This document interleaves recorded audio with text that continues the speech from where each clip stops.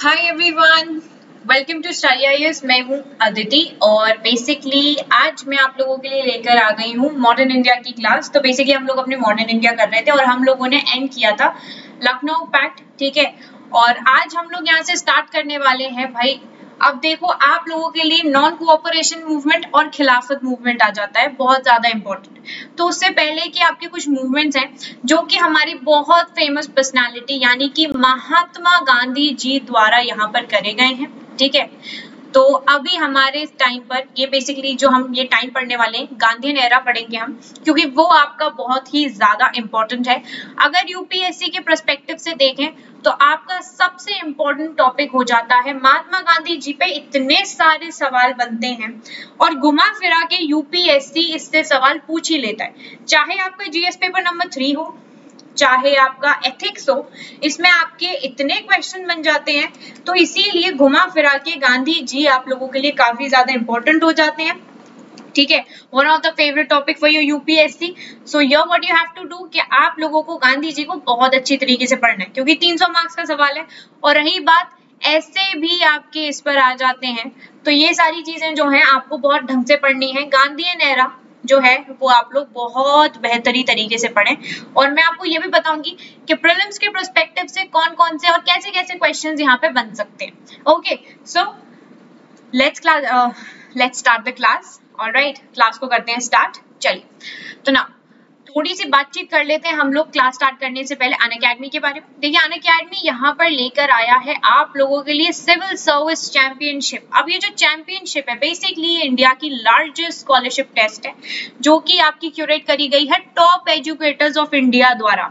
Okay, तो ये basically आपके जो प्रीलिम्स होंगे उन प्रीलिम्स के लिए बहुत ज्यादा इंपॉर्टेंट रहने वाली है। 13 जून को आपकी ये पर्टिकुलर स्कॉलरशिप का टेस्ट होना है और ये होगा आपका 10 बजे से लेकर 12 बजे तक। तो इसमें आप लोगों की रैंकिंग भी आएगी। तो टॉप 50 रैंकर्स जो होंगे 1 से लेकर 50 तक जिनकी रैंक आएगी, उनको यहाँ पे मिलेगी गाइडेंस। और ये गाइडेंस मिलेगी यूपीएससी सीएससी मेंटर्स द्वारा। तो यहाँ पे काफी हद तक आपको चीजें देखने को मिलेंगी। एनरोल कर सकते हैं आप लोग, स्टडी आईएएस का कोड आप लोग इस्तेमाल करें, बिल्कुल फ्री रहेगा। आप लोग इसमें एनरोल कर सकते हैं, अटेम्प्ट कर सकते हैं एकदम लाइव टेस्ट। ओके, यहाँ स्कॉलरशिप जीत सकते हैं 3 करोड़ रुपए की। और टॉप 50 एजुकेट मतलब बेसिकली जितने भी टॉप 50 होंगे उनको गाइड किया जाएगा आपके बेस्ट से बेस्ट एजुकेटर्स द्वारा, मेंटर्स द्वारा। ओके, तो यहाँ पर स्कॉलरशिप जीतोगे, प्राइजेस जीतोगे और साथ में मेंटोरिंग मिलेगी आपको किस किस के थ्रू। यहाँ पर है आपके अभिषेक सराफ, ठीक है, शताब्दी मजूमदार, दुर्गा शक्ति नागपाल, बीएन रमेश, कृष्णा मोहन जी, और फिर है हमारे विपिन सिंह शर्मा सर, फिर यहाँ पर आ जाते हैं राकेश वर्मा सर। तो इन सारे मेंटर्स के द्वारा आप लोगों को यहाँ पे गाइडेंस मिलेगी, ठीक है। तो ये पर्टिकुलर जो मौका है ये काफी अच्छा मौका है आप लोगों के लिए। आप लोग चाहें तो इसमें पार्टिसिपेट कर सकते हैं। It would be a great opportunity for all you people, okay. Because क्योंकि देखिए क्या है कि आप लोगों को कभी ना कभी अपने आप को एक बार चांस, एक बारी तो एक चैलेंज आपको एक्सेप्ट करना जरूरी होता है, ठीक है। और यहाँ पर टेस्ट सीरीज को बेसिकली टेस्ट देना तो बहुत इंपॉर्टेंट है, तो यहाँ पे पार्टिसिपेशन आपका काफी हद तक इंपॉर्टेंट रहेगा। तो आप लोग इसमें पार्टिसिपेट कर सकते हैं। ओके, फिर आता है आपका यूपीसीएससी मेगा सब्सक्रिप्शन ऑफर। नाउ ये क्या है, देखिए इसमें क्या होता है कि पहले आप लोग 1 साल का सब्सक्रिप्शन लेते थे, ठीक है। तो बेसिकली क्या है कि अब इसमें 4 महीने कर दिए गए हैं एक्सटेंड। तो अभी सब्सक्रिप्शन लोगे आप 4 महीने का एक्सटेंशन आपको मिल जाएगा। मूविंग फॉरवर्ड ये है आपका यूपीएससी सीएससी। बेसिकली यहाँ पे आपका लोन की सुविधा आपको प्राप्त हो रही है, ठीक है, जो अनअकैडमी है। अगर आप लोगों को अनअकैडमी पे यूपीएससी की तैयारी करनी है तो अनअकैडमी आपको दे रहा है लोन। अगर आपको कोई भी फाइनेंशियल इशू रहता है तो उसके लिए आपको यहाँ पे लोन भी दिया जा रहा है। ओके, उसके बाद है अनअकैडमी का कॉम्बैट। कॉम्बैट क्या है, लाइव क्विज है जो कि हर संडे को होती है आप लोगों के लिए 11 बजे। You can also participate in this thing. और कल ही आपकी एक पर्टिकुलर क्विज होगी तो आप लोग उसमें पार्टिसिपेट कर सकते हैं और स्कॉलरशिप भी जीत सकते हैं। फिर आती है बात आपके यहाँ पे बैचेस की, ठीक है। तो नए बैचेस स्टार्ट हो रहे हैं 2 जून से। तो जो भी एस्पिरेंट 2021, 22, 23 के लिए प्रिपेयर कर रहे हैं आप इसमें कर सकते हो एनरोल। बस जब भी एनरोल करना है या फिर सब्सक्रिप्शन लेना है, आपको करना है एक कोड का इस्तेमाल जो कि है स्टडी IAS, जो कि है आपका चैनल का नाम। इससे मिल जाएगा आपका 10% का ऑफ। तो ये 10% ऑफ है, आप अवेल करने के लिए कोड का इस्तेमाल करें जो कि है स्टडी IAS। ओके ना, ये बैचेस वगैरह आप लोग देख लीजिएगा, ठीक है। और मैंने आपको बता दिया आपको एक कोड का इस्तेमाल करना है जो कि चैनल का नाम है, इसको मत भूलना, कोड का इस्तेमाल जरूर करना। ओके स्टार्ट करते हैं। आज हम लोग स्टार्ट करेंगे गांधी जी से, ठीक है। तो आज हमारी जो कहानी है वो शुरू होगी गांधी एरा से। तो बेसिकली देखिए गांधी एरा हमारे लिए काफी हद तक इंपॉर्टेंट हो जाता है। किस प्रकार से, ये मैं आपको बता देती हूँ। देखिए गांधी जी की बात करें तो मैंने आपको बताया कि यूपीएससी में गांधीयन एरा से बहुत सारे क्वेश्चन आते हैं। Mahatma Gandhi is one of like important topics for your UPSC, one of the favourite topics for your UPSC. 300 marks बन जाएंगे इससे। तो आप लोगों के लिए सोचिए कितना इंपॉर्टेंट रहेगा इसको पढ़ना, बहुत इंपॉर्टेंट रहेगा। अगर प्रीलिम्स के हिसाब से क्वेश्चन देखें तो देखिए प्रीलिम्स में किस प्रकार से यहाँ पे क्वेश्चन बन सकते हैं, ये बड़ा इंपॉर्टेंट है। सबसे पहले देखो भाई, आपकी गांधी बिफोर इंडिया, गांधी जी से पहले इंडिया में क्या हालत थी और गांधी जी ने किस प्रकार से जो आपका साउथ अफ्रीका है वहां पर एक्ट किया था, ठीक है। क्या क्या प्रोटेस्ट किए थे वहां पे, किस तरीके से वहां पर उन्होंने, उनकी जो जर्नी रही थी पॉलिटिकल लीडर बनने की वो किस प्रकार की थी। उसके बाद यहाँ पर जो पॉलिटिकल ऑर्गेनाइजेशन थी उसके बारे में आपसे सवाल पूछे जा सकते हैं, ठीक है। फिर बात आती है आपकी कि भैया पब्लिकेशन कौन कौन सी करी थी उन्होंने, कौन सा न्यूज़पेपर चलाया था, क्या था। तो प्रीलिम्स में इस प्रकार के क्वेश्चन बन जाते हैं। फिर देखिए चौथा ऑप्शन है आपका जो फॉर्म रहा था उनके प्रोटेस्ट का, फॉर्म ऑफ प्रोटेस्ट, किस प्रकार का फॉर्मेशन थी उनके प्रोटेस्ट की। And the final is novel features. Novel feature क्या थे उनके, नोवेल फीचर क्या थे अबाउट योर प्रोटेस्ट। तो ये सारे जो पॉइंट्स हैं आपके, इनसे बन जाते हैं आपके क्वेश्चन। तो ये सारे जितने भी पॉइंट्स हैं आपके, आप लोगों को इनको करना है बहुत ध्यान से याद, ठीक है। क्योंकि जब आप इन सारे टॉपिक्स को पढ़ते हो तो यहाँ पर क्या है कि ये सारी चीजें आप लोगों के लिए इंपॉर्टेंट हो जाती हैं। तो जब भी आप लोग क्वेश्चंस वगैरह देखोगे तो याद रखना कि हिस्ट्री में और स्पेशली मॉडर्न इंडिया में प्रीलिम्स में क्वेश्चन इन्हीं टाइप ऑफ टॉपिक से बन सकते हैं। तो ये बन जाते हैं आप लोगों के लिए इम्पोर्टेंट। ओके ये है इम्पोर्टेंट। अब चलिए बात करें अगर हम गांधी जी की, तो गांधी जी की जो आइडियोलॉजी थी, जो उनका पाथ था, ठीक है। तो देखिए वो ना सिर्फ और सिर्फ सच्चाई के पाथ पे चलते थे। He used to walk on the path of truth. He used to walk on the path of truth, ठीक है। सच्चाई के मार्ग पर ही चलते थे, ठीक है। उसी के हिसाब से यहाँ पर इन्होंने जो आजादी की लड़ाई लड़ी थी वो कुछ इसी प्रकार की थी। देखिए अगर हम गांधी जी की बात करें तो देखिए इनका जो जन्म था, ठीक है, गांधी जी का जो जन्म था वो हुआ था आपके पोरबंदर में। कहाँ पर हुआ था, पोरबंदर में इनका जन्म हुआ था। कब, 1986 2 अक्टूबर को, 2 अक्टूबर 1986 में इनका जन्म हुआ था। उसके बाद क्या था, इनके जो फादर थे, ठीक है, जो उनके फादर थे वो थे दीवान ऑफ राजकोट स्टेट, ठीक है। इनके फादर दीवान रहे थे राजकोट स्टेट के। और उसके बाद क्या था कि ये चले गए थे अपने पढ़ाई के लिए लंदन, ठीक है। लंदन चले गए थे, इन्होंने पढ़ाई करी थी। सितंबर 1888 में इन्होंने ये चले गए थे लंदन में पढ़ाई करने के लिए, ठीक है। और इन्होंने लॉ की पढ़ाई करी थी। उसके बाद 1893 में ये आ गए थे वापस, ठीक है। बेसिकली ये अपने इंडिया वापस आ गए थे और इंडिया में ही वो सर्चिंग फॉर वर्क, पर इनको यहाँ पे बॉम्बे में कुछ खासा ऐसा वर्क नहीं मिल रहा था। फिर सडनली क्या होता है कि यहाँ पर एक व्यक्ति है, इनका नाम है, ये रहे, इनका नाम है बेसिकली, ये थे आपके गुजराती मर्चेंट, ठीक है। इनका नाम था दादा अब्दुल्ला। क्या नाम था इनका, दादा अब्दुल्ला। अब ये जो दादा अब्दुल्ला है ये है आपके गुजराती मर्चेंट, ठीक है। और ये है हमारे गांधी जी।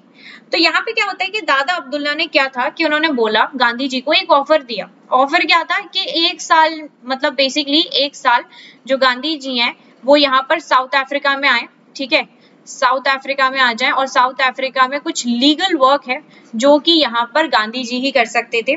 तो इसी वजह से 1893 में सिर्फ 1 साल का इनको पर्टिकुलर कॉन्ट्रैक्ट मिला, ठीक है, और यहाँ पर सॉर्ट आउट करने के लिए कुछ लीगल प्रॉब्लम्स को दादा अब्दुल्ला ने इनको बुलाया, ठीक है। तो ये डरबन पहुंचे वहां से, सो ही लैंडेड टू डरबन इन 1893 में ये यहाँ पर गए, ठीक है। उसके बाद क्या था, आप लोगों को पता है कि जो यहाँ पे इनकी डरबन से प्रिटोरिया जाने वाली जो जर्नी है वो भी काफी इंटरेस्टिंग रहेगी, क्योंकि ये यहाँ पर जब ट्रेन से गए थे तो बेसिकली क्या था कि इनके साथ काफी ज्यादा डिस्क्रिमिनेशन हुआ था, और वो कहानी बहुत ही ज्यादा आप लोगों की बहुत ही ज्यादा इंपॉर्टेंट कहानी हो जाती है। आप लोगों ने बचपन में भी पढ़ी होगी, क्योंकि सी आई वाज इन 5th और 4th standard when I heard this story, ठीक है, कि किस तरीके का वहां पे एक तरीके से जो रेसिज्म था वो देखने को मिला था, क्योंकि इनको ये अपनी हिसाब से फर्स्ट क्लास में बैठे हुए थे, ठीक है, जिसकी टिकट थी इनके पास, तो ये फर्स्ट क्लास में बैठे हुए थे। बट एक अंग्रेजी ऑफिसर आया, एक ब्रिटिशर ने साफ साफ बोला कि नहीं, आप यहाँ पे नहीं बैठ सकते हैं। क्यों? क्योंकि आपका जो कॉम्प्लेक्शन है वो है डल, और जो व्हाइट लोग होते हैं, ठीक है, आज भी अगर आप देखो तो विदेशियों के यहाँ ये पर्टिकुलर टर्म हमेशा रहती है, जो रेसिज्म है वो हमेशा ही रहता है। तो ये रेसिज्म उस टाइम पे भी बहुत था, और ये चीज गांधी जी को बिल्कुल बर्दाश्त नहीं हुई। उनको बाहर निकाल दिया गया था ट्रेन से, फर्स्ट क्लास से हटा दिया गया था बिकॉज ऑफ इस कॉम्प्लेक्शन। तो उन्होंने यहाँ पे देखा कि किस प्रकार का यहाँ पे रेसिज्म फैल रहा है। भाई ये तो काफी गलत है कि आप किसी का हक ले रहे हो, किसी का राइट ले रहे हो, ये तो बहुत ही गलत है। इस तरीके की चीजें कहाँ। और दूसरी चीज ये कि भाई ये लॉ पढ़कर आए थे, यानी कि इनकी जो थिंकिंग है वो कैसी है, मॉडर्नाइज्ड है, वेस्टर्न नॉलेज है इनके पास। तो सारी चीजें पढ़ पढ़ा के आए थे वो, ठीक है। उनको बेसिक अपनी जो नॉलेज थी वो नॉलेज थी उनको। तो जो एक पर्टिकुलर भावना होती है ना कि गलत तो गलत है ना, वो पर्टिकुलर चीज इनके अंदर थी। अब यहाँ पे क्या है कि प्रिटोरिया गए ये, अब प्रिटोरिया गए जब ये, ठीक है, क्योंकि इनको बुलाया गया था काम के लिए, तो प्रिटोरिया गए, वहां जाके इन्होंने करी एक मीटिंग। तो वहां पे जो साउथ अफ्रीका में आपके जो इंडियंस थे उनके साथ इन्होंने एक मीटिंग करी, ठीक है। अब इस मीटिंग में यहाँ पर काफी सारी चर्चाएं हुई, और साउथ अफ्रीका में जो आपके इंडियंस भी रहते थे वो ज्यादा पढ़े लिखे नहीं थे, दे वर नॉट लिटरेट, ठीक है, इतने पढ़े लिखे नहीं थे वो लोग।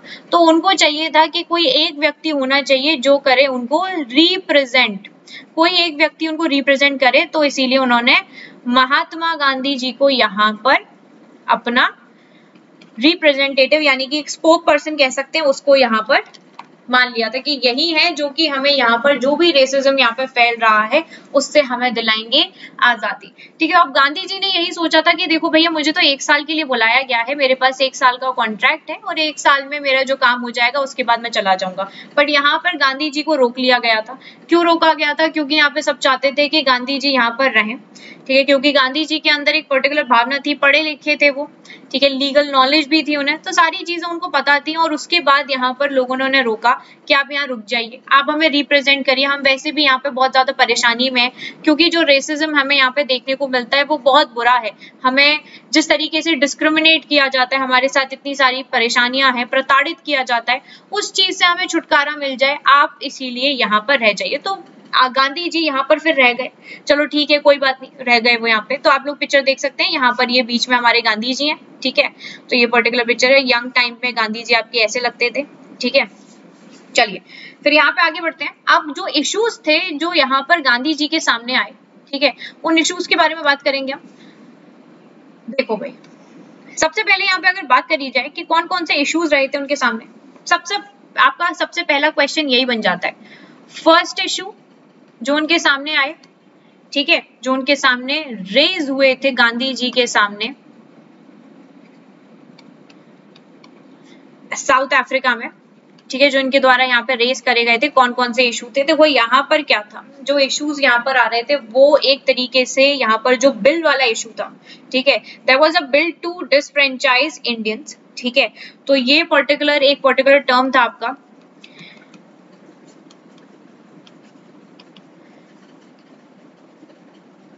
जो ये बिल्स वगैरह आ रहे थे, ठीक है, ये पर्टिकुलर मुद्दा बन गया कि यहाँ पे गांधी जी ने बोला कि भैया यहाँ पर हमें अब कुछ ना कुछ तो करना पड़ेगा, क्योंकि इंडियंस के साथ अगर इस तरीके की चीजें होंगी तो ये तो यहाँ पर देखो एक्सेप्टेबल नहीं है, आप किसी भी तरीके से यहाँ पर डिस्क्रिमिनेट नहीं कर सकते। तो अगर गांधी जी का जो बेसिकली अगर उनके हिसाब से देखा जाए कि उनकी जो पॉलिटिक्स थी उसकी बात करेंगे। अब यहाँ पे देखो पॉलिटिकल एक्ट यहीं से शुरू हो गया था आपका, जो पॉलिटिकल एक्ट हम कह सकते हैं ना, पॉलिटिकल एक्ट था वो यहाँ से शुरू हो चुका था, ठीक है। तो यहाँ पे अब बिगनिंग हो चुकी थी आपके प्रोटेस्ट करने की जो बिगनिंग थी वो यहीं से शुरुआत हो जाती है। और जो गांधी जी की पॉलिटिक्स थी वो डिवाइडेड थी आपके 2 पार्ट्स में। It was divided into 2 part. One was your moderate phase, ठीक है, जो पहला था आपका, एक था आपका मॉडरेट फेज और दूसरा था आपका सत्याग्रह। सत्याग्रह मतलब सत्य की तरफ आग्रह करता हूं, ठीक है, यानी कि आग्रह का मतलब क्या होता है, आई रिक्वेस्ट यू कि आप लोग सच की तरफ आगे बढ़ें, जिसे हम पैसिव रेजिस्टेंस भी बोलते हैं। ऑलराइट, तो ये जो मॉडरेट फेज था ये चला था आपका 1854 से, यानी कि 1894 से 1906 तक चला ये, ठीक है। उसके बाद गांधी जी को समझ में आ गया कि भैया देखो, जो ब्रिटिशर्स है ना वो ऐसे नहीं मानेंगे, ना ऐसी चीजों से मानने नहीं वाले, वो पेटिशंस वगैरह इन सारी चीजों से नहीं मानने वाले। इनके लिए तो हमें क्या करना पड़ेगा, सत्याग्रह करना पड़ेगा, ठीक है। सिविल डिसोबीडियंस ही यहाँ पर एकमात्र सहारा रहेगा कि यहाँ पर हम क्या करें, इन लोगों को अच्छी तरीके से समझाएं। क्योंकि देखो उनकी आइडियोलॉजी क्या थी, उनकी विचारधारा ये थी कि ब्रिटिश गवर्नमेंट जो है हम उसका एक पार्ट है। तो ब्रिटिश गवर्नमेंट को उस चीज पे कम से कम ये तो सोचना चाहिए कि देखो, अगर हम देखो आज हम इंडिया में रहते तो हम एक दूसरे से जुड़े हुए हैं, ठीक है। उसी हिसाब से जब यहाँ पे ब्रिटिशर्स रूल कर रहे हैं, यानी कि सरकार किसकी है, ब्रिटिशर्स की सरकार है। तो जब ब्रिटिशर्स की सरकार है तो यानी कि हर एक व्यक्ति जो है ब्रिटिशर्स की सरकार का भाग ही है, चाहे वो इंडियन हो, चाहे वो कोई और हो, चाहे वो विदेशी हो, चाहे इंडियन हो चाहे विदेशी हो। ये खुद ब खुद भी तो विदेशी है पर यहाँ पे आके रूल तो कर रहे हैं, ऐसा तो नहीं है कि रूल नहीं कर रहे हैं। यहाँ पे जब ये आके रूल कर सकते हैं तो इंडियन से क्या डिस्क्रिमिनेशन करना। तो इसीलिए अगर वो कोई भी बात है, कोई भी अगर ऐसा कुछ भी होगा कि जिसमें इंडियंस के खिलाफ कोई चीज हो रही है, डिस्क्रिमिनेशन हो रहा है, तो यहाँ पर अगर हम मुद्दा उठाते हैं तो इनको क्या करना चाहिए, यहाँ पर इसके तहत एक्शन लेना चाहिए कि हम ये सारी चीजें नहीं करेंगे, क्योंकि डिस्क्रिमिनेट करना कुछ समझ में आई नहीं बात। तो ये तो लोग थे मक्कार ना, कि इनको एक ही चीज रहती थी कि सुपीरियोरिटी और इंफीरियोरिटी वाला एक कॉम्प्लेक्स जो इनके अंदर था वो इनका हमेशा से रहा था, ठीक है। तो 1906 से आपका शुरू हो जाएगा सत्याग्रह वाला फेज, ठीक है। सत्याग्रह वाला फेज यानी कि जिसे हम बोलते हैं आपका पैसिव रेजिस्टेंस, यहाँ पर ये हो जाएगा शुरू। क्यों शुरू होगा ये, क्योंकि अब जब लोग मानेंगे नहीं तो क्या करें, करना तो पड़ेगा कुछ, ठीक है भाई। अब यहाँ पे देखो क्या क्या चीजें गांधी जी करते हैं। देखो गांधी जी सबसे पहले यहाँ पर सेटअप करेंगे, Gandhi ji will setup a national Indian Congress, ठीक है। नेशनल इंडियन कांग्रेस यहाँ पर गांधी जी सेटअप करेंगे। उसके बाद एक पेपर इनके द्वारा शुरू किया गया था जिसका नाम था आपका इंडियन ओपिनियन।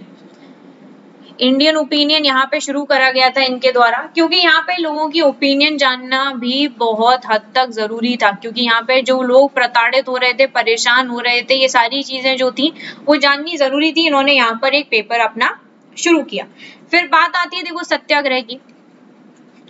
सत्याग्रह कह सकते हैं हम, सत्यमेव जयते कह सकते हैं, यानी कि सत्य के रास्ते पे चलने वाली बात। तो ये है आपका सिविल डिसोबीडियंस, किस किस तरीके से यहाँ पर हम इसको फॉलो करके यहाँ पर अपना जो हक है, हक मांग सकते हैं, जो हक हमें यहाँ पर नहीं मिल रहा है। किसके टाइम पे नहीं मिल रहा है, ब्रिटिश गवर्नमेंट से जो हक हमें नहीं मिल रहा है वो कम से कम हमें यहाँ पर मिल जाए, उसकी एक पर्टिकुलर गुहार थी, ठीक है। अब यहाँ पर आपका जो सत्याग्रह शुरू होता है तो सबसे पहले कहां से शुरू होगा, देखो भैया गवर्नमेंट ने एक एक्ट पास किया था, मैं आपको दिखा देती हूँ। गवर्नमेंट द्वारा बेसिकली अगर देखा जाए तो जब हमारे गांधी जी आए तो गांधी जी ने यहाँ पर इंडियन का जो नेशनलिज्म था वो यहाँ पर एक पॉइंट यहाँ पे ग्रू किया था, ठीक है। कंट्रीब्यूशन इनके काफी हद तक रहे थे, बहुत कंट्रीब्यूशन थे इनके, और जो एक पर्टिकुलर इन्फ्लुएंस था इनके साउथ अफ्रीका रहने से, वो सारी चीजें हम यहाँ पर देखेंगे आज, ठीक है।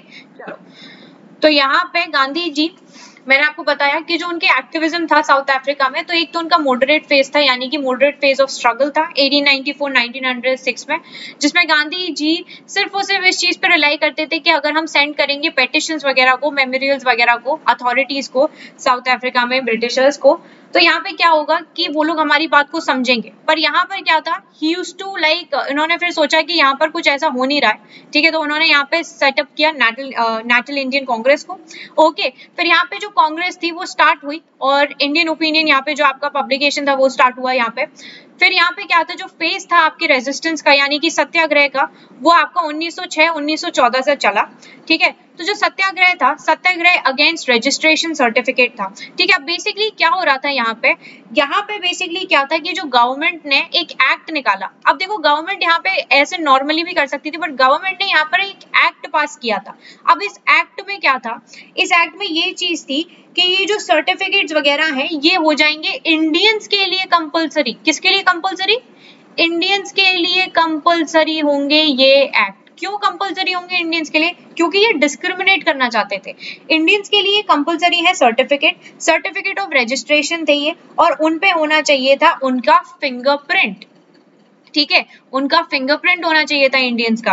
अब इंडियंस यहाँ पर इनके साथ ये जो डिस्क्रिमिनेशन था ये बहुत ही गलत था। भैया ऐसा क्यों? या तो ये सबके लिए लागू होना चाहिए, सिर्फ इंडियंस के लिए ही क्यों?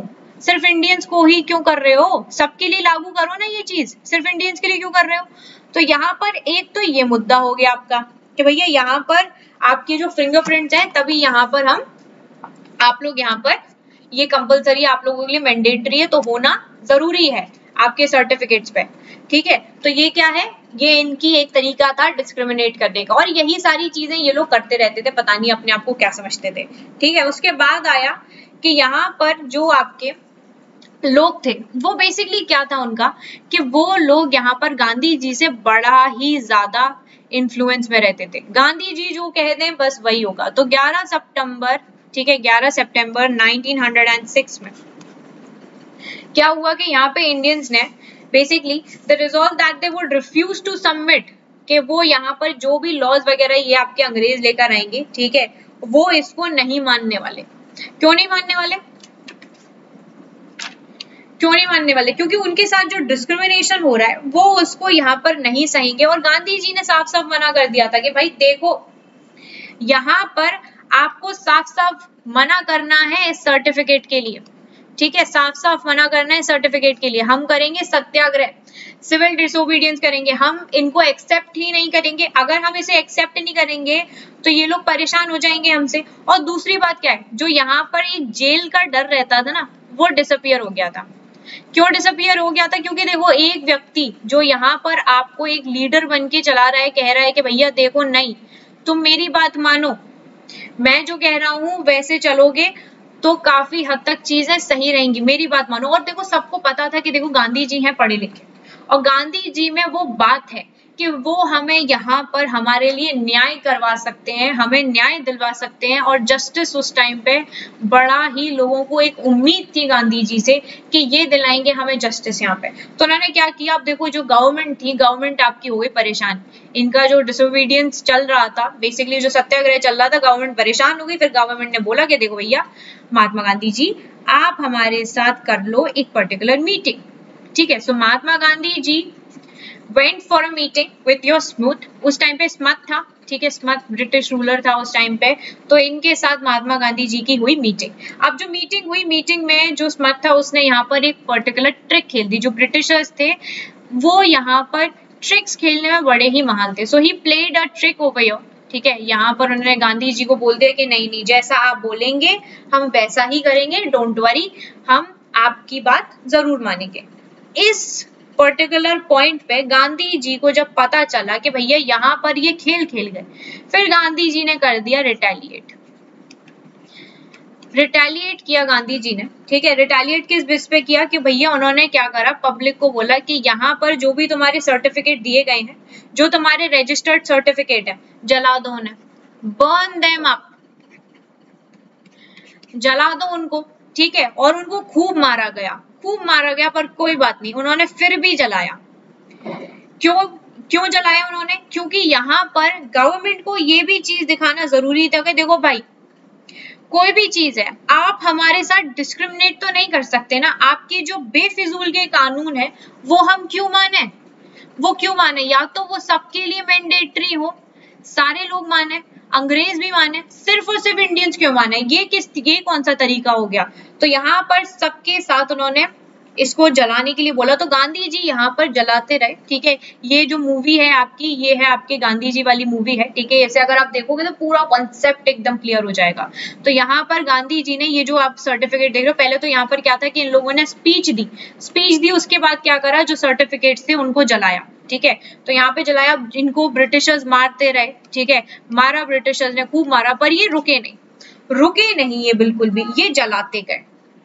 तुम कैसे रोकोगे मुझे, मैं रुकूंगा ही नहीं। तो जलाते गए, ये उन्होंने खूब जला दिए, सारे के सारे जितने भी यहाँ पर सर्टिफिकेट्स थे सब इन्होंने जलाना शुरू कर दिया, और इनकी देखा देखी लोग भी आ गए, उन्होंने भी जलाना स्टार्ट कर दिया, ठीक है। और लोगों में क्या था, एक तरीके का, कहते हैं ना कि एक तरीके का फेथ ग्रू हो रहा था कि भाई हाँ, जब ये यहाँ पर इतना सैक्रिफाइस कर रहे हैं तो क्यों ना हम भी सैक्रिफाइस करें। And one more thing, Gandhi ji believed in masses.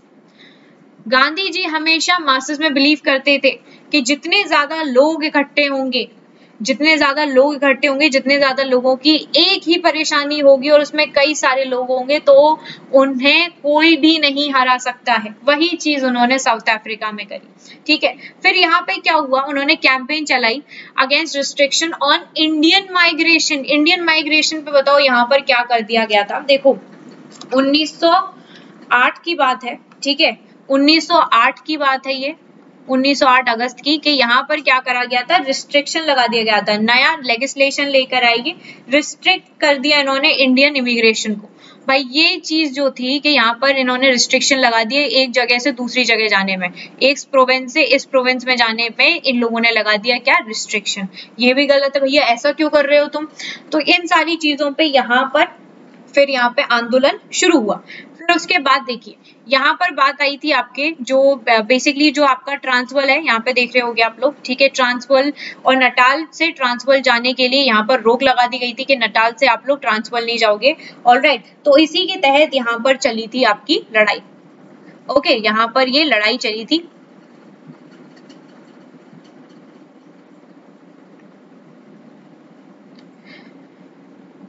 फिर आप देखिए यहाँ से बेसिकली क्या हुआ उसके बाद, 1909 की बात है, 1909 की बात है, गांधी जी गए लंदन, ठीक है। गांधी जी को आया था इनविटेशन, गांधी जी गए लंदन, ठीक है। और लंदन गए, ये बेसिकली जो इनविटेशन आया था इनको, ये आया था इंडियन कम्युनिटी द्वारा। इंडियन कम्युनिटी ने इनको बुलाया, कहाँ पे, इनको बुलाया लंदन, वहां पे इन्होंने बात करी, ठीक है। और जब ये वापस आ रहे थे, when he was returning back to South Africa, अपनी जो इनकी जर्नी थी, अब देखो इतना टाइम था, ठीक है, 1-1.5 महीना लग जाता था वापस आते आते। तो यहाँ पर क्या था कि उस टाइम पे अपने सारे इश्यूज बताए थे इंडियन कम्युनिटी ने। तो यहाँ पर जब ये वापस आए तो इन्होंने वापस आते टाइम पर इन्होंने लिखी थी स्वराज, हिंद स्वराज, ठीक है। हिंद स्वराज जो थी वो इनके द्वारा यहाँ पर लिखी गई, ठीक है। हिंद स्वराज आप लोग देख सकते हैं, ये जो पिक्चर है, ठीक है, ये हिंद स्वराज की है जो इन्होंने यहाँ पर लिखी थी। तो यहाँ पर उसके बाद अगर बात करी जाए, इन्होंने यहाँ पे सेटअप किए थे फार्म्स को, ठीक है। एक फार्म था आपका जिसको बोलते हैं हम टॉल्स्टॉय फार्म, टॉल्स्टॉय फार्म जो था वो उन्होंने यहाँ पर सेटअप किया था, ठीक है। और बेसिकली क्या था, इसी फार्म की अगर देखा जाए तो आपके जो आज हमें गांधीयन आश्रम देखने को मिलते हैं, उस टाइम पे जो उन्होंने आश्रम बनाए थे, ठीक है, तो वो इसी की कॉपी रहते हैं, गांधीयन आश्रम्स की, जो बेसिकली गांधीयन आश्रम बनाए थे, ठीक है। बाद में जाके पहले इन्होंने टॉल्स्टॉय फार्म बनाया था साउथ अफ्रीका, उसी के हिसाब से यहाँ पर इन्होंने गांधीयन आश्रम बनाया, ओके। तो गांधी जी की एक पर्टिकुलर सेइंग है कि Swaraj would be real Swaraj only when there would be no occasion for safeguarding any rights, okay.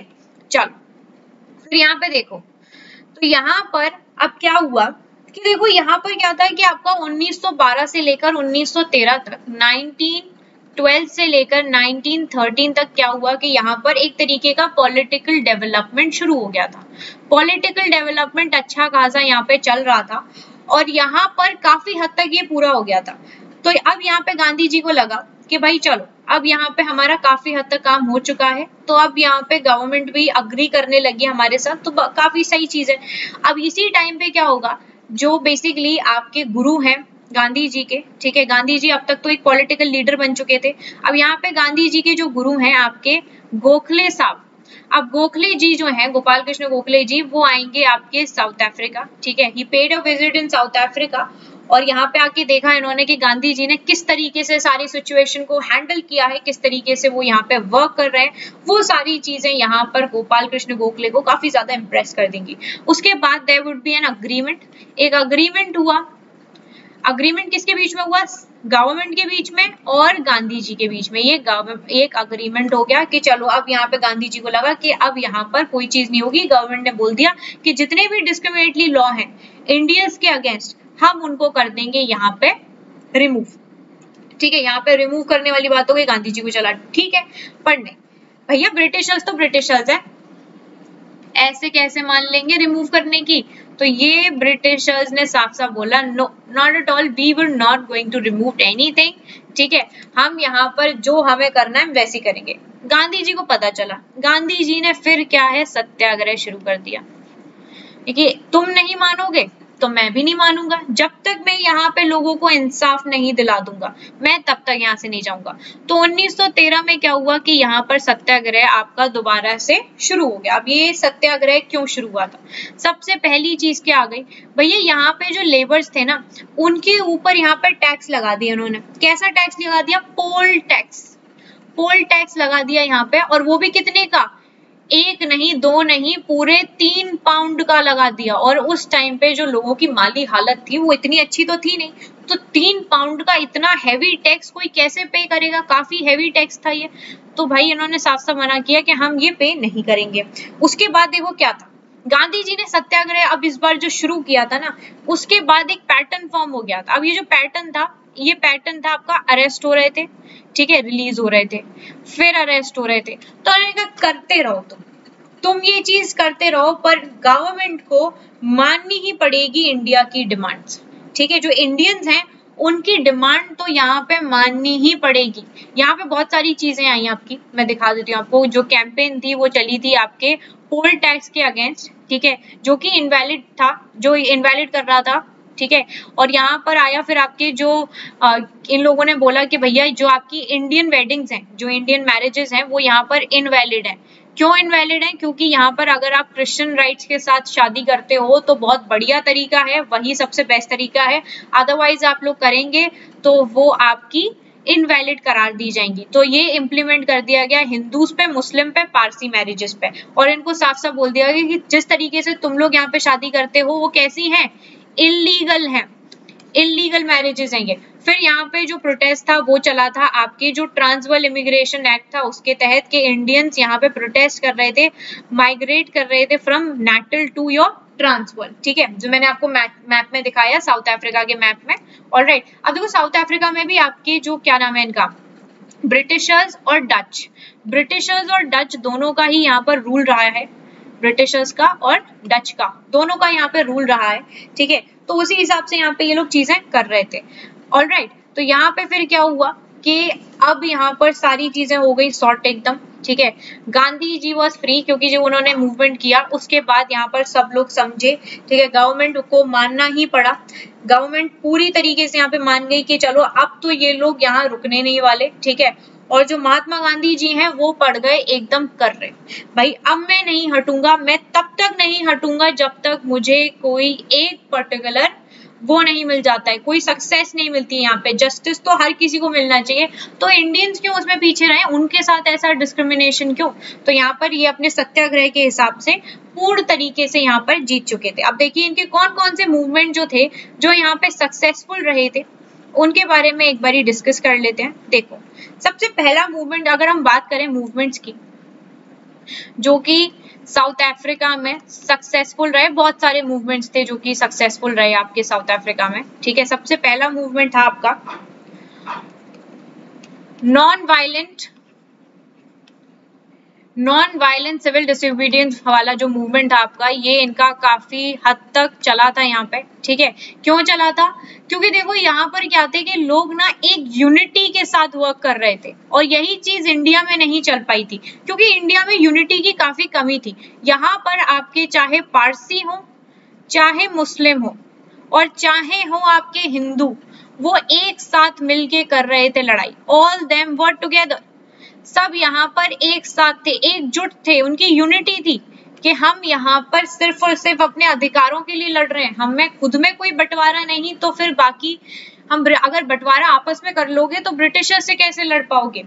तो ये यूनिटी थी यहाँ पर। दूसरा चीज थी यहाँ पे कि जो गांधीयन मेथड रहा था आपका, गांधीयन मेथड रहा था किस चीज का, बेसिकली जो ब्लूप्रिंट यहाँ पर था, ठीक है, ब्लूप्रिंट जो क्रिएट किया गया था यहाँ पे,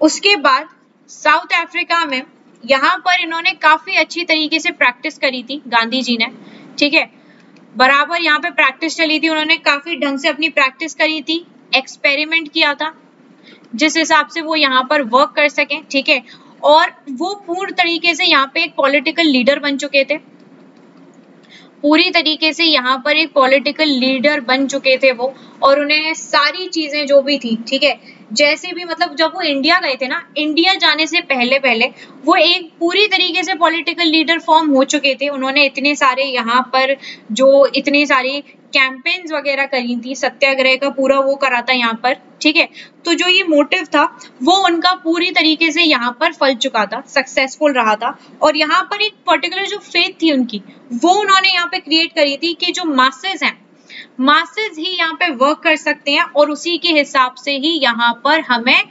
आजादी या फिर हम कह सकते हैं कि हमें अपने राइट्स मिल सकते हैं। ऑलराइट, उसके बाद अब कहानी शुरू होगी जब गांधी जी जाएंगे इंडिया। तो यहाँ पे देखो गांधी जी को यहाँ पर इंडिया ले जाया जा रहा है, ये रहे आपके गांधी जी, ठीक है, तो यहाँ पर इनको इंडिया की तरफ जा रहे हैं क्योंकि अब इनको लगा था कि भाई अब मुझे मेरा देश बुला रहा है, तो अब मुझे जाना पड़ेगा क्योंकि मेरे देश में भी लोगों को मेरी है जरूरत, क्योंकि जो इंडिया में चीजें हो रही थी वो भी काफी हद तक यहाँ पे प्रॉब्लमैटिक थी।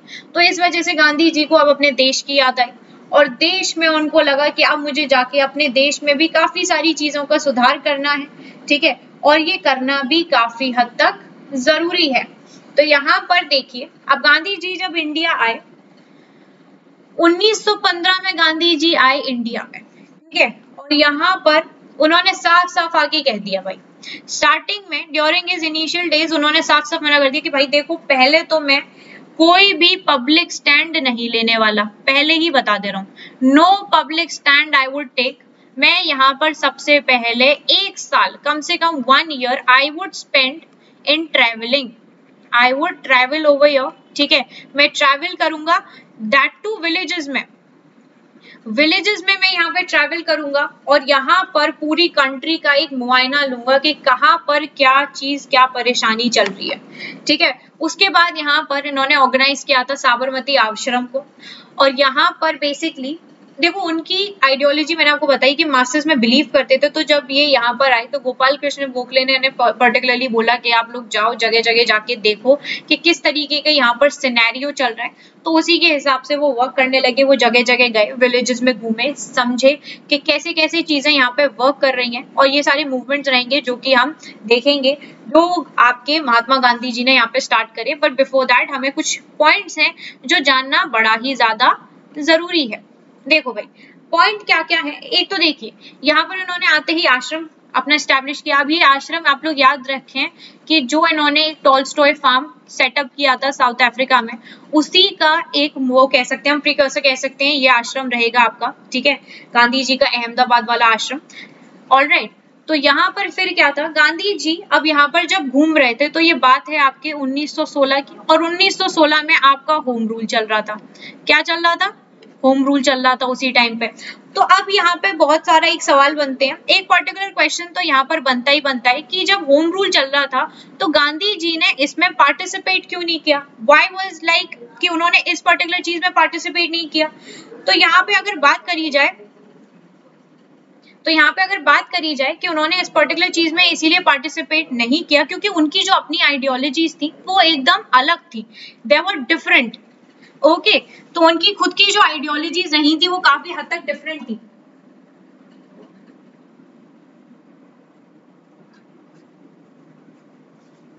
ऑलराइट, तो यहाँ पर आप लोगों को एक पर्टिकुलर टर्म को याद रखना है, दैट इज योर केक, जिसके हिसाब से यहाँ पर आप लोग सारे मूवमेंट्स को याद रख सकते हो।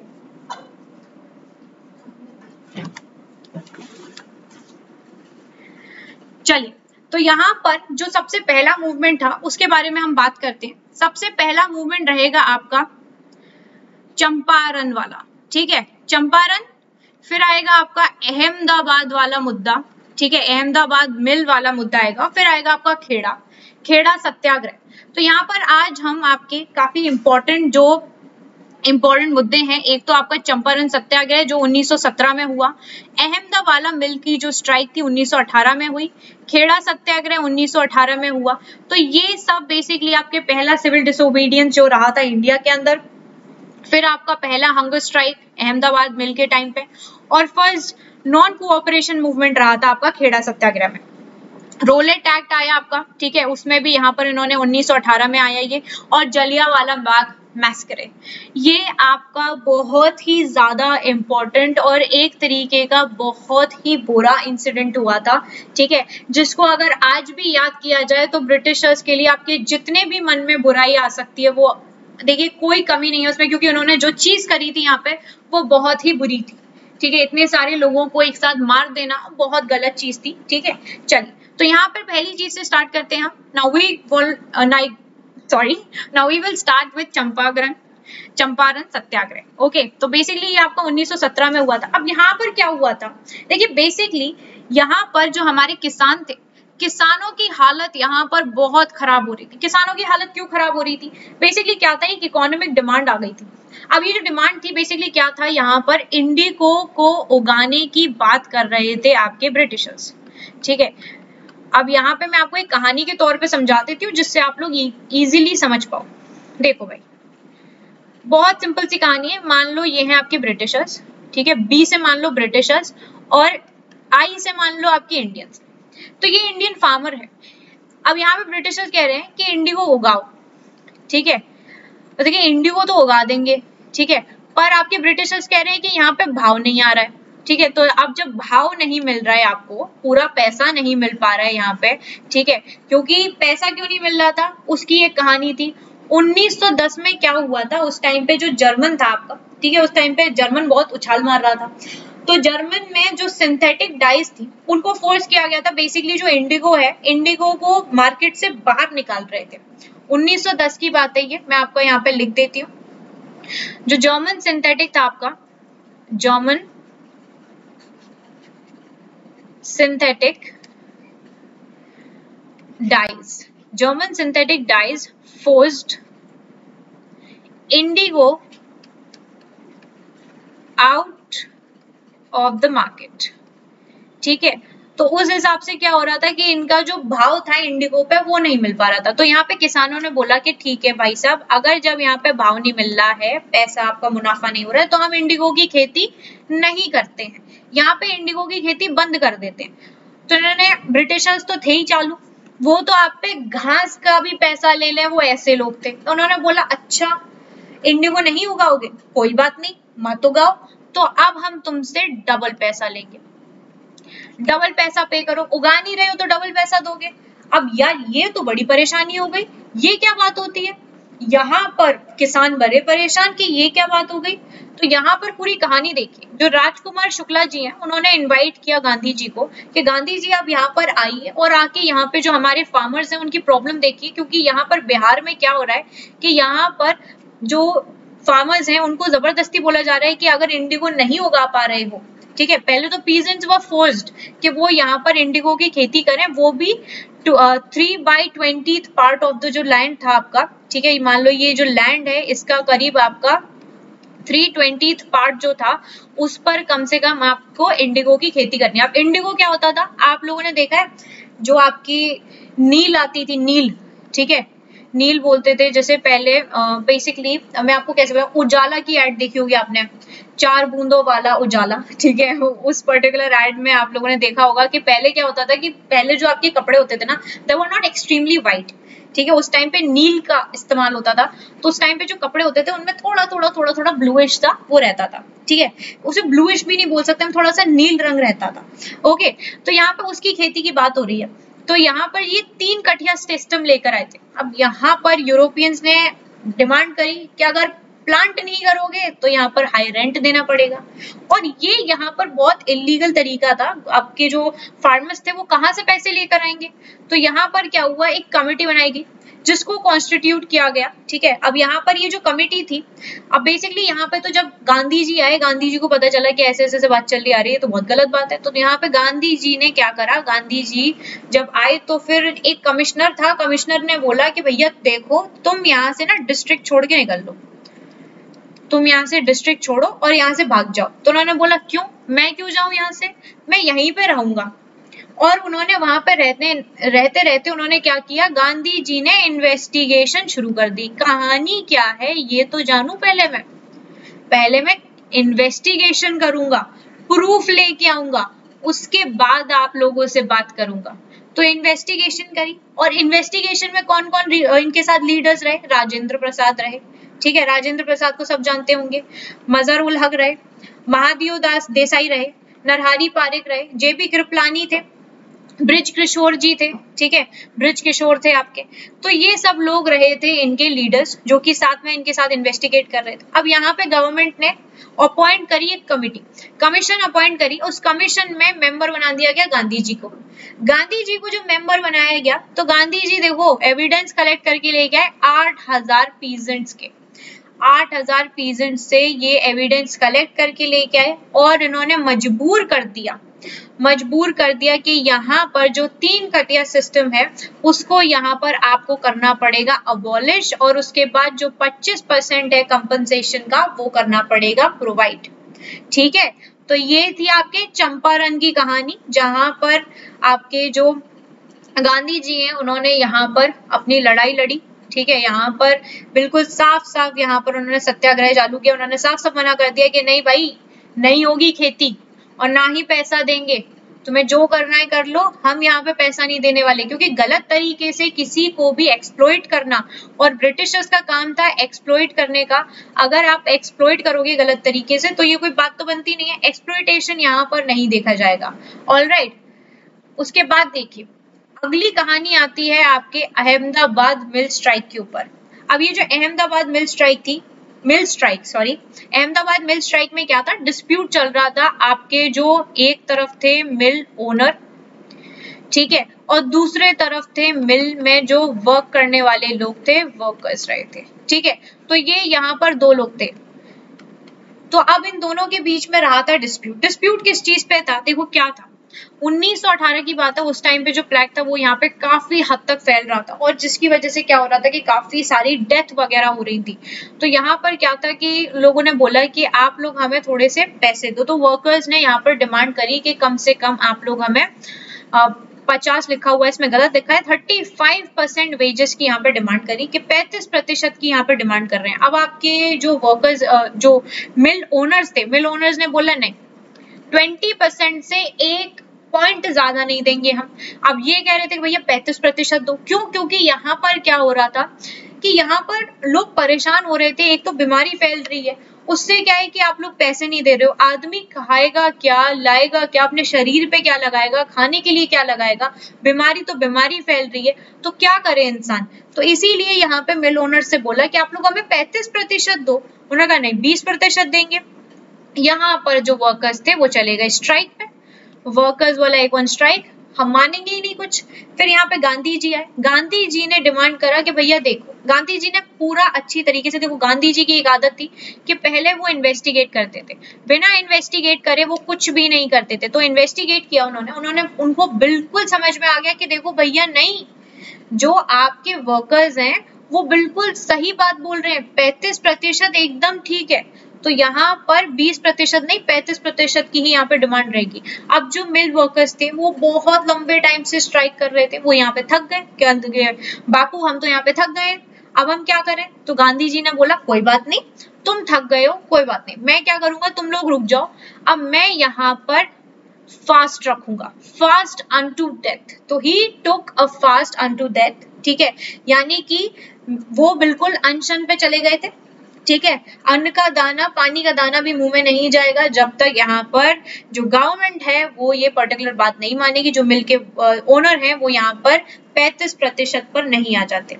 ठीक है भाई, अब यहाँ पर आपके जो अनसुया साराभाई थे वो एक सोशल वर्कर थे जिन्होंने गांधी जी को इनवाइट किया था इस पर्टिकुलर फाइट में वर्कर्स के साथ, ठीक है। तो गांधी जी यहाँ पर, अब जैसे ही गांधी जी यहाँ पर बैठे अनशन पे, अब तो लोग पागल हो गए, अरे भैया ये अगर गांधी जी को कुछ हो गया तो बड़ी परेशानी हो जाएगी। इसीलिए फिर यहाँ पे जो मिल के ओनर्स थे उन्होंने बोला चलो ठीक है, हम यहाँ पर 35% देने को तैयार हैं, ठीक है। यहाँ पर भी आपके जो गांधी जी थे वो रहे सक्सेसफुल रहे अपनी बात मनवाने के लिए।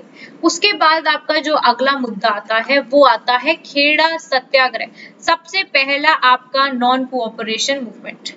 यहाँ पर क्या हुआ था, खेड़ा में बेसिकली जो आपका गुजरात का डिस्ट्रिक्ट है वहां पे क्या था कि जो खेती थी वो यहाँ पे जो क्रॉप्स वगैरह थी वो फेल हो रही थी क्योंकि वहां पे बारिश नहीं हुई थी, there was no rainfall, that's why क्या था कि यहाँ पे जो क्रॉप्स थी क्रॉप्स यहाँ पर फेल हो गई थी, ठीक है। क्रॉप्स यहाँ पे खराब हो चुकी थी। अब यहाँ पे फार्मर्स वगैरह ने यहाँ पे बोला कि भैया देखो, ब्रिटिश सरकार से बोला कि यहाँ पर जो क्रॉप्स हैं, ठीक है, वो फेल हो चुकी हैं, तो उस हिसाब से यहाँ पर अभी कोई चीज नहीं हो पाएगी। तो फार्मर्स वर लाइक, उनको फार्मर्स को क्या होता था कि रेवेन्यू देना पड़ता था, ठीक है, जो यील्ड होती थी उसका करीब दे वर लाइक कि उनको जो अपना प्रोडक्शन होता था उसका करीब 1/4 हिस्सा देना ही पड़ता था, और वो यहाँ पर इम्पोर्टेंट था। टैक्स जो थे वो कभी भी ब्रिटिशर्स लेना भूलते नहीं थे, और उसमें 4 गुना ज्यादा ले लेंगे पर कभी भूलेंगे नहीं। अब यहाँ पर फार्मर्स ने बोला ब्रिटिशर्स को कि मालिक यहाँ पर हुआ नहीं है, ठीक है, खेती जो है इस बार की खराब हो गई है, फसल खराब हो गई है, तो यहाँ पर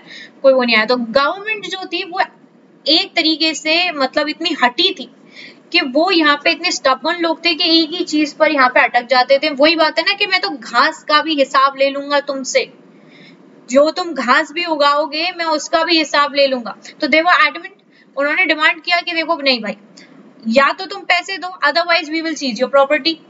तो अगर टैक्सेस यहाँ पे पे नहीं हुए, गांधी जी को पता चली ये बात कि यहाँ पर ऐसे ऐसे बात चली। गांधी जी ने बोला फार्मर्स से, आप लोग टैक्स नहीं करेंगे पे, टैक्स जो होंगे वो नहीं पे होंगे। जब यहाँ पर फसल ही नहीं प्रॉपर तरीके से हुई है, फसल ही खराब हो चुकी है, तो किस बात का टैक्स देना है यहाँ पे।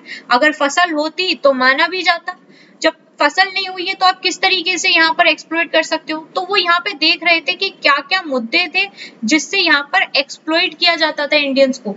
तो उन्होंने देखा कि इस तरीके से यहाँ पे एक्सप्लॉइट किया जा रहा है। और बाकी के जो लीडर्स थे इस मूवमेंट के वो थे आपके सरदार वल्लभ भाई पटेल, नरहरि पारेख, मोहनलाल पांड्या, ये सब लोग इस पर्टिकुलर मूवमेंट में साथ थे।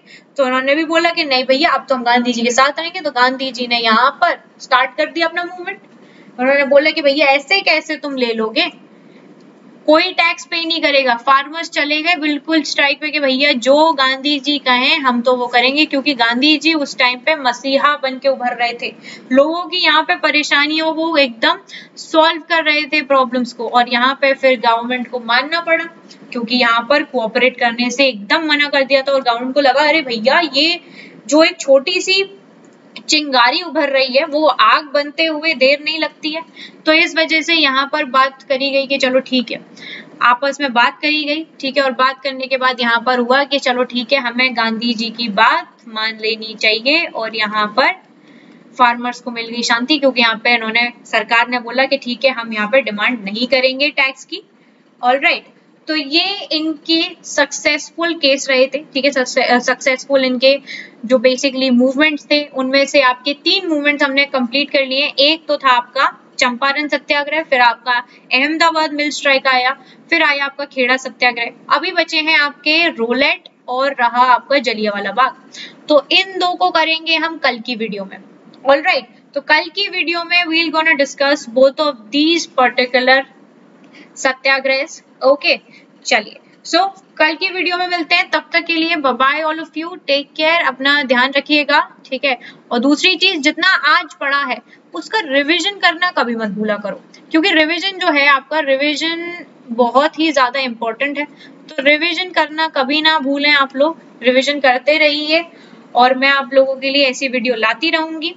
ओके, चलो, तो फिर आप लोगों को पता ही है मैं आप लोगों के लिए सुबह लेकर आती हूँ द हिंदू की क्लास 8 बजे करीब, तो आप लोग मुझे वहां पे भी ज्वाइन कर सकते हैं।